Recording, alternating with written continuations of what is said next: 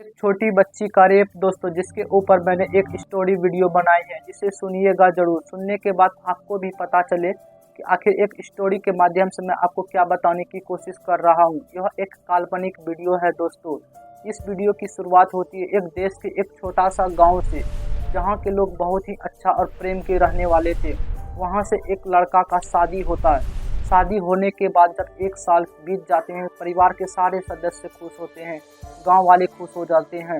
जब 1 साल बीत जाता है तो 1 साल के बाद उसको एक बेटी का जन्म होता है, यानी कि पुत्री का जन्म होता है। जब गांव वाले काफ़ी ज़्यादा खुश हो जाते हैं, परिवार वाले काफ़ी ज़्यादा खुश हो जाते हैं।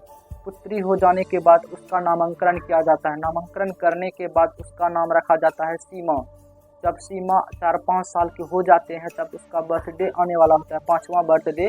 तो अपने पिताजी से कहते हैं कि पापा, मेरे गांव वाले के साथ सभी परिवार के सदस्यों के साथ अपना जन्मदिन मनाऊंगा।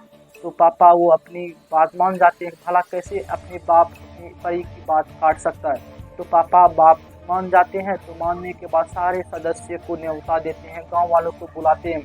बुलाने के बाद उसका स्वागत करते हैं। बर्थडे के दिन जब वो अपनी पत्नी से, जब शाम का टाइम हो जाता है, तब अपनी पत्नी से कहता है कि जाओ सीमा को बुला के लेके आना, केक काटने का समय हो गया। तो उसकी पत्नी कहती है कि सीमा तो आप ही के पास है। तो वो बोलता है, फिर उसका पति बोलता है कि जाओ किधर होगा देखो। सीमा की माँ घर में भी ढूंढते हैं और कहीं पे भी ढूंढते हैं और कहीं पे नहीं मिलता है। और सीमा की माँ अपने पिताजी से कहते हैं कि यहाँ तो नहीं है घर में। फिर वो काफ़ी ज़्यादा परेशान हो जाते हैं। फिर पुलिस में कंप्लेन करते हैं। कंप्लेन करने के बावजूद भी नहीं मिलते हैं।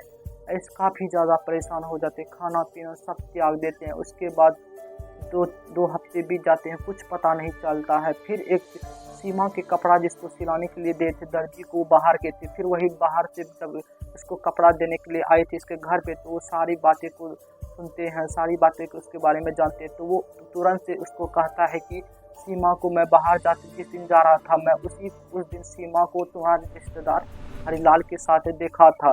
फिर वो पुलिस वाले सीमा के पिताजी और उसके माताजी इस वाले को लेकर हरिलाल के घर पहुंचते हैं। घर पहुंचने के बाद जैसे ही सीमा के पिताजी ने सीमा को देखते हैं, तुरंत बेहोश हो जाते हैं। फिर उसकी माता जाके उसको गले लगाते हैं।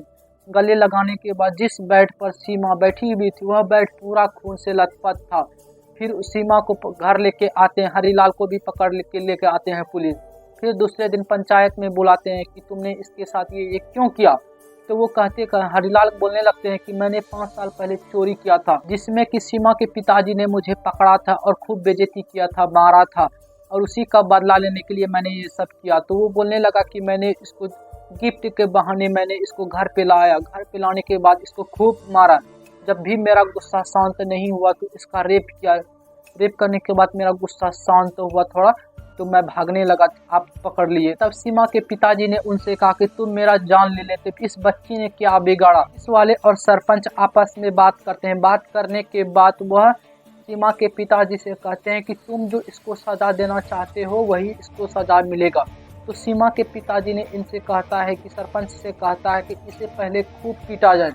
पीटने के बाद इसे उल्टा लटका दिया जाए वृक्ष में। वृक्ष में लटकाने के बाद पूरा गांव इसे पत्थर से मारे। पत्थर से मारने के बाद इसे जिंदा जला दिया जाए। ठीक इसी तरह सरपंच और पुलिस ने इसके साथ किया। इस तरह से एक पापी का अंत हुआ। हरिलाल जैसे एक पापी का अंत हुआ। सीमा के माता पिता ने इस सीमा को जमीन में दफना दिया। इस तरह से एक पापी का अंत हुआ। सीमा का जन्मदिन मरण दिन में बदल गया। दोस्तों, ही वीडियो देखने के लिए हमारे चैनल को सब्सक्राइब और वीडियो को लाइक